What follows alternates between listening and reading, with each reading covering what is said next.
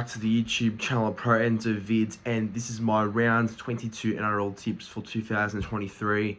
So first of all, I will say that this round is Women in League round, so a very special round dedicated to the women in our game that obviously either work in the media, play out the game itself, NRLW. So we pay tribute to those females in our game. So it's always a special round of it's a special round of footy because it dedicates to what they've done for the game and their involvement in rugby league. So it's always a good round, Women in the League round. But also now, obviously as a Manly fan, I'm pretty passionate about this, and as I should. But this week it marks DCE's All Daily Cherry Evans' 300th NRL game. So it's huge because he's always been a player that I've grown up loving and supporting for a long time. Probably is my favourite player of all time, and to see him get this milestone of 300 games, it makes me a bit emotional, but also very happy, I guess, because he's come a long way through what he's been through, I guess, and how he's achieved this goal today. So it's awesome, and I hope he has a big game against the Dragons. But everyone, this is my round 22 NRL tips. Should be a good round of footy in general. So big round ahead. Opens up with Broncos and the Roosters at the Gabba. So yeah, first time these two sides ever playing at the Gabba too, I believe. Friday is Friday looks okay. Tigers and Rabbitohs at Tamworth, which is a game that Tigers have gone to before in Tamworth. They've taken games there before, I mean. And Storm Eels, the main game at Marvel Stadium, again at Marvel Stadium. Super Saturday looks decent. Obviously, Manly Dragons I'll be at Wollongong, and Panthers Sharks. The final game looks huge as well. And then Sunday, Titans Cowboys at Seabus, which is another crucial game for both sides if they want to make the top 8. But before I get into my tips, please be sure to like this video, subscribe to the YouTube channel, and comment your tips in the comment section down below. Would love to see what everyone's tipping for the round ahead. But until then, enjoy my tips, and let's get into it. Right, it's on to the first game now. The Roosters taking on the Broncos at the Gabba. So yeah, both these sides, obviously, look, the Roosters are probably still fighting for this season, but that win against the Titans Saturday, was huge to get their season back on track. And could that be the game that really sparks their form into the run to the finals? We'll have to wait and see. And for the Broncos, look, they're playing consistently well every week. They are still turning out for each other, and they've consistently put in good performances, I think. So it's a real credit to how they've been all year. But should be a interesting game because both these sides often do battle it out in close games, so it should be good. But going through both sides, for the Broncos, Tom Flegler is back. That means Ken Palacio goes to the bench. Dean Mariner comes onto the wing for the suspended Jesse Arthurs, while Brendan Piakura replaces Martin Tapau, who's out because of suspension as well. And for the Roosters, Victor Radley is back. So if Victor returns to the Roosters, and that's the only change for the Roosters as well, I believe. And that means with Radley being back, Nathan Brown to the bench, and Sia Wong drops back to the extended reserves. Look, my tip for this game, I still think Broncos will be too strong. I think Broncos should win this game if they are serious about going further ahead in the top 2. But look, I think Roosters, that game last week could really lit a fire in their belly. I think that could have definitely done something. So have to wait and see. But look, Broncos 1-12, I reckon, and first try gonna go with Selwyn Cobbo, I think. Right, on to the earlier game on the Friday.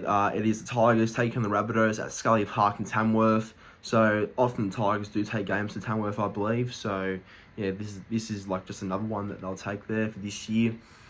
Look, Tigers have nothing to play for. Let's be real. They're pretty much locked in for either a wooden spoon or a bottom 4 position, which they are already. But they'll win one of them, or probably more likely a spoon and bottom 4. But either way, they're in they're in a dark place either way. So there's no point really backing them for the rest of the year.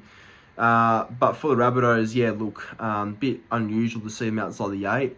But, I don't think they'll be outside the 8 for long. They've still got a good team that can definitely, come close to top 4.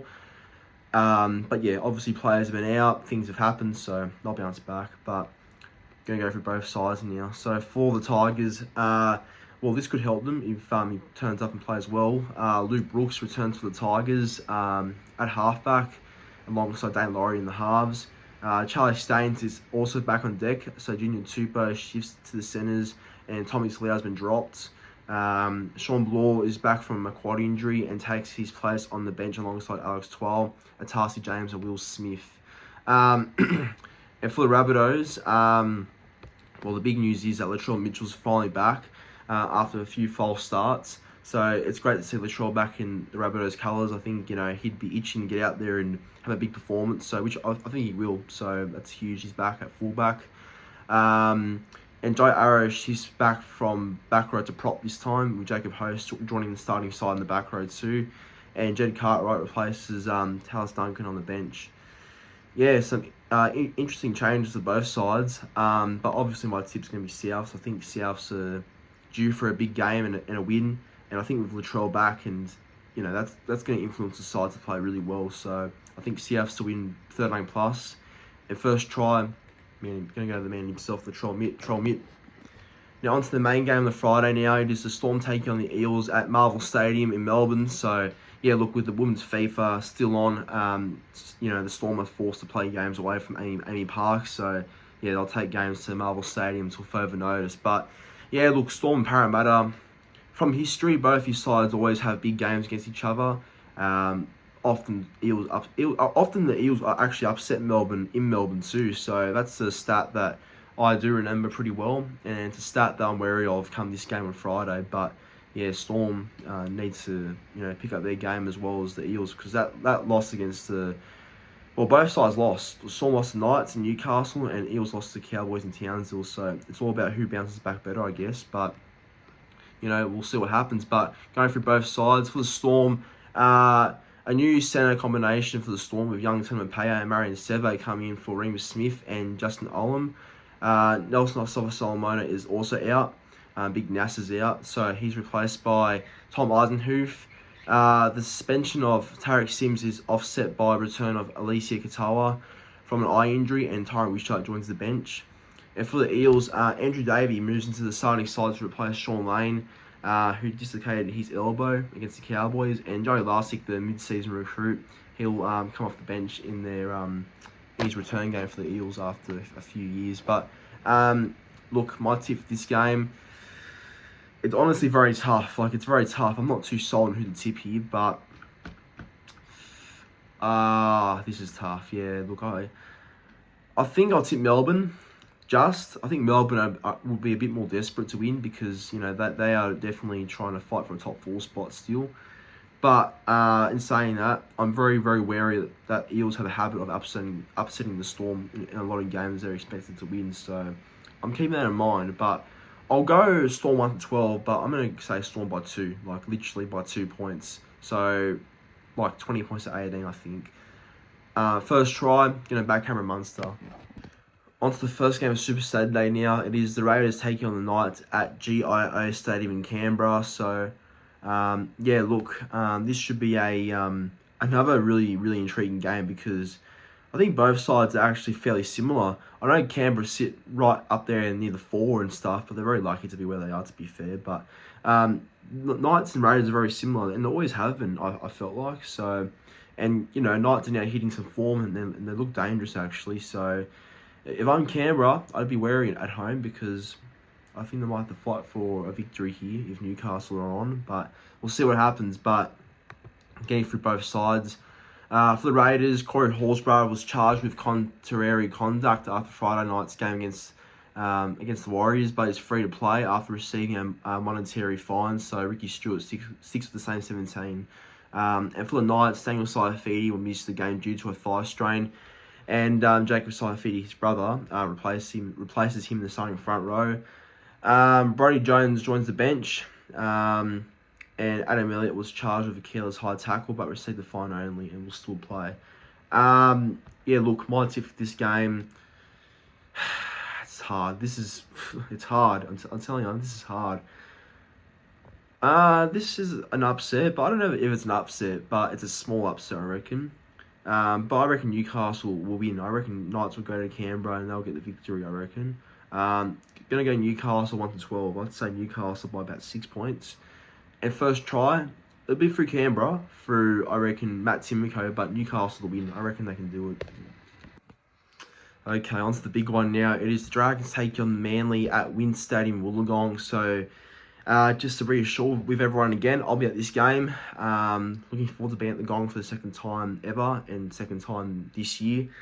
Yeah, it's a nice stadium, so I'm looking forward to being back there. But probably more so looking forward to the fact I'll be there for DCE's 300th game. So I'm really pumped to, I guess, witness his 300th game. Look, my favourite player of all time, special player, and I'm just glad that he's got to this milestone because he deserves it. Great clubman, and yeah, hopefully the boys aim up for him on Saturday. But yeah, no, it should be a interesting game either way. I think this will be close, I reckon. So for the Dragons, in the only change after their win against the Tigers, on debut, 22-year-old Connor Mahalaisen, he's a young hooker, I believe. He'll take Moses Mbai's place off the bench. He's obviously gone to St Helens in Super League. And for Manly, Paseka and LIA with knees and shoulder injuries are out, so that hurts our pack a bit. But Matt Lodge will start, which I'm happy about. And Toff Sipley will start as well, back from reserve grade. And Bullimore will come off the bench as well. And Jake got a concussion, but not even a concussion can stop Jake from playing in DC's 300th game. So he's all good to go. But yes, my tip for this game, look, going back the Birds, going back the boys. I reckon they'll want to win this one from DCE. Look, I feel like if we don't win this game for Cherry Evans, the club deserves to be burnt in some part. And I'm being honest in saying that because this is our captain. Like, it's been a long time since the club has celebrated a 300th game milestone match. So surely the boys get up for this one. Like, surely.